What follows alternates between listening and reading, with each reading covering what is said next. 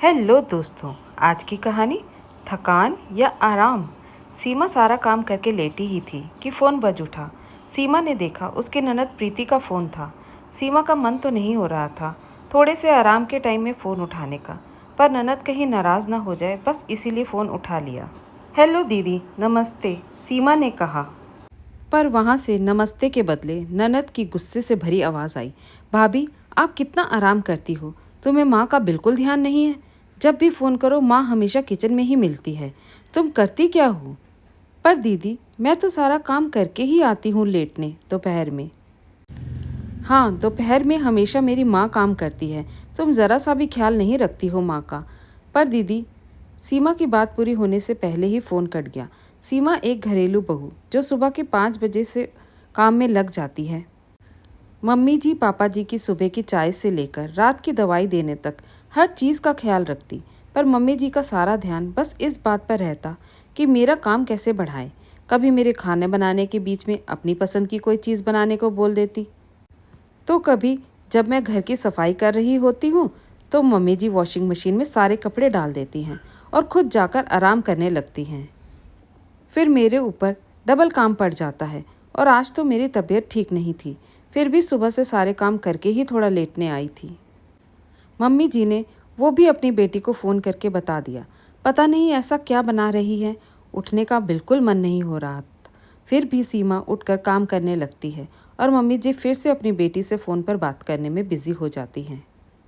कुछ दिनों बाद सीमा की ननद के यहाँ उनकी जेठानी के बेटे का मुंडन संस्कार था, तो उन्होंने सभी को बुलाया था। नीरज यानी सीमा के पति के पास टाइम नहीं था, तो सीमा और मम्मी जी दोनों अकेले ही प्रिया की ससुराल पहुँच गए। ननद जी के घर में काफ़ी रौनक थी। प्रिया दीदी की दोनों ननद, नंदोई, बच्चे, जेठानी के मायके वाले सभी ने बैठक में महफिल जमाई हुई थी। और इन सबके बीच दौड़ भाग करती प्रिया दीदी हर किसी की इच्छा पूरी करते हुए उन्हें ढंग से सांस लेने की भी फुर्सत न थी। उनकी जेठानी जी अपने बेटे को लेकर अपने मायके वालों के पास बैठी थी। मेरे जाने से दीदी के काम में थोड़ी हेल्प मिल गई, तो जल्दी से दोपहर का खाना और बाकी सारे काम निपटा कर दीदी मम्मी जी के पास आकर बैठ गई। मम्मी जी भी अपनी बेटी को जी भर के प्यार लुटा रही थी। तभी दीदी की छोटी ननद आकर उन्हें ताना मारती हैं। भाभी, क्या अपने मायके वालों के साथ आराम ही करती रहोगी? नीचे देखो, किचन में मेरी मम्मी अकेले काम कर रही हैं, आप मम्मी का बिल्कुल ध्यान नहीं रखती। पर पर मैं तो सारा काम। बोलते बोलते प्रिया की नज़र सीमा पर चली गई, जो अपनी ननद को वैसे ही परेशान होते देख रही थी जैसे वो होती है। प्रिया दीदी को जल्दी नीचे आने को बोल उनकी ननद चली गई, पर प्रिया सीमा से नज़रें नहीं मिला पा रही थी, क्योंकि अभी जो उसके साथ हुआ वो भी तो वही करती थी अपनी भाभी के साथ। तभी प्रिया की मम्मी बोली, सुबह से तो मेरी बच्ची काम कर रही है, फिर भी इन लोगों को उसका आराम दिख रहा है, काम नहीं। ऐसा कैसे बोल सकते हैं ये लोग मेरी बेटी से? तभी प्रिया दीदी बीच में बोल पड़ी, वैसे ही मम्मी, जैसे आपको भाभी का काम करना नहीं दिखता। भाभी, मुझे माफ़ कर दो। प्रिया सीमा के आगे हाथ जोड़े खड़ी थी। मैंने कभी ये सोचा नहीं कि आप सारा दिन काम करते करते कितना थक जाती होंगी, क्योंकि ससुराल में ज़्यादा कभी रही ही नहीं। मैं तो शादी के बाद से ही इनके साथ चली गई थी।